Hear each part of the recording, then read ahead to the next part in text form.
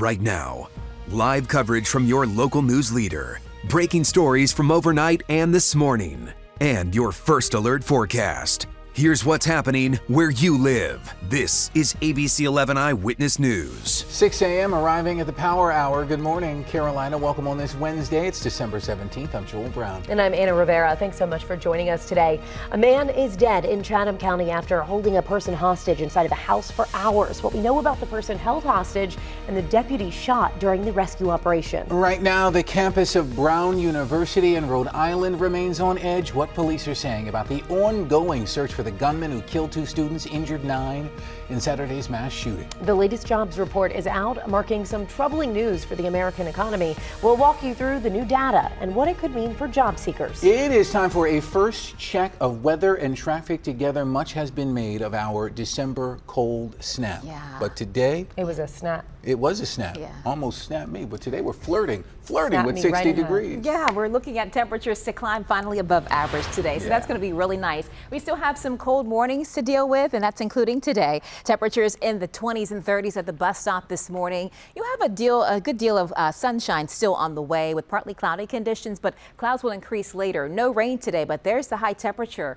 58 degrees on the way home from school. A live view right now down Academy and Cary, sitting below freezing at 29 degrees. We're starting to see a bit more cloud cover build in too. Temperatures are generally in the 20s and 30s right now, with some of the feels at times dropping down into the upper teens. So it's one of those mornings where you still want the heavier coat or at least the heavier jacket. The winds from the southwest will continue through the day, beefed up a little bit more by the afternoon with the breeze at around 10 to 15 miles per hour. But this is the other change on the way. Clouds increasing for us. So again, a bit more sunshine early, but clouds will take over by the afternoon hours today. Nice evening overall. Low 50s at 5 p.m., upper 40s at 6, and then we'll settle into those low 40s towards 9, 10 o'clock tonight. We're first alerting you to another warm up tomorrow into the 60s, but also first alert that rain chances are heading up Thursday, starting in the morning, and will continue to early Friday. But we do save the weekend. It looks really nice around here, and we'll see some temperature swings too. We'll talk more about that in my 7-day forecast. Right now, weather and traffic together. Anna, back over to you. Quaylen, overall really quiet so far for your Wednesday morning commute. We're not seeing many crashes. We're also not seeing any congestion. Let's take a live look at the one crash that I've been tracking. Oh, great news. It just cleared. And I mean just cleared because I just checked this camera. Things looking much better at I-40 westbound in NC 751. This morning, new details from Chatham County after an hours-long police standoff turns into a hostage scene. The dramatic moments played out at a home on Pittsboro-Goldston Road. Jimmy's Price at the State Bureau of Investigation in Raleigh with new details about the suspect and the deputy who was shot. Good morning, Jimmy's. Good morning, Anna. So that hours-long standoff ended with a Chatham County deputy wounded and a suspect dead, but it is not quite clear just how that suspect died in all of this. So I want to take you back to where it all happened and how this all unfolded. It started on Tuesday afternoon in a home on Pittsboro-Goldston Road, and according to the Chatham County Sheriff's Office, the suspect, Kevin Dean Hammer, was holding someone hostage inside that home. The hostage was eventually rescued and brought to safety, but Hammer remained in an armed standoff with deputies that lasted hours. During that standoff, Deputy Matthew Mitchell was shot and the suspect was found dead. Hammer was recently granted bond less than a month ago for several charges, including domestic violence and assault with a deadly weapon. Now, we've learned the wounded Deputy Mitchell is expected to be okay. We're live in Raleigh. Jimmy's Price, ABC 11 Eyewitness News. Jimmy's Price with the update from SBI headquarters. Jimmy's, thank you. The Lumbee tribe of North Carolina now closer than ever to gaining full federal recognition, and the anticipation is building. Tribal members gathered at the Pembroke Boys and Girls Club last night, closely watching any action on the Senate floor.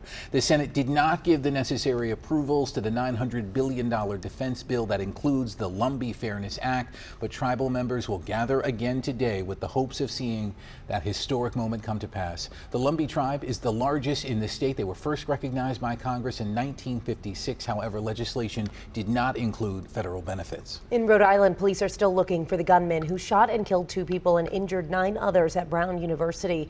Investigators in Providence released a new video timeline and a slightly clearer image of the person they say is the gunman. They provided no indication they're any closer to zeroing in on who he is. Authorities say they are canvassing canvassing homes, yards, and dumpsters in search of video or other clues. As for the victims, 7 of the 9 survivors remain in the hospital as of last night, 1 in critical condition. A $50,000 reward is being offered in this case. Police say they've received more than 200 tips so far during their investigation. The Trump administration is adding 20 more countries to its travel restriction list. President Trump signed a proclamation yesterday to fully or partially suspend entry for nationals from 39 countries into the U.S. The previous list included 19 countries. The White House said the listed countries demonstrate severe deficiencies in screening, vetting, and information sharing. The proclamation also applies travel limitations on individuals holding Palestinian Authority-issued travel documents.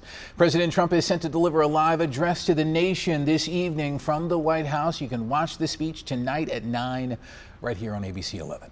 And this morning, Eyewitness News is diving into some concerning data in the latest U.S. jobs report. U.S. employers added just 64,000 jobs in November, while the unemployment rate ticked up slightly. Our Sean Coffey is live in downtown Raleigh this morning. And Sean, tell us what this could mean for people that are looking for work right now. Good morning. Yeah, that's right, Anna. Good morning. We spoke with an economist this morning who said that there is real reason for pause when it comes to these numbers, but that some industries are faring better than others. Hospitality, healthcare, and agriculture, for example, are sectors that are generally continuing to bring on new employees as we enter 2026. But on the whole, this latest jobs report does paint, according to experts, a sluggish picture of the labor market here. The unemployment rate rose slightly to 4.6% compared to 4.4% back in September, and that actually marks the highest it's been in 4 years. And while the U.S. labor market consistently added jobs in 2025, experts say those gains got much smaller as the year went on. I think we're going into the new year with probably looking at a job market that at best might hold where they are right now. I would not be surprised though if we went in the other direction and we could see some further increases in the unemployment rate.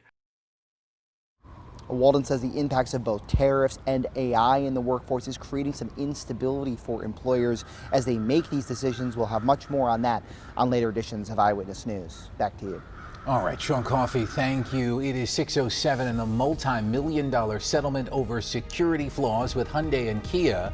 What it means for those car owners here in North Carolina. A judge dismisses a portion of the former provost's lawsuit against UNC. We'll break down the latest on the case. And the top pound-for-pound boxer officially retiring from the sport. What Terrence Crawford is saying about his big decision to walk away from the ring.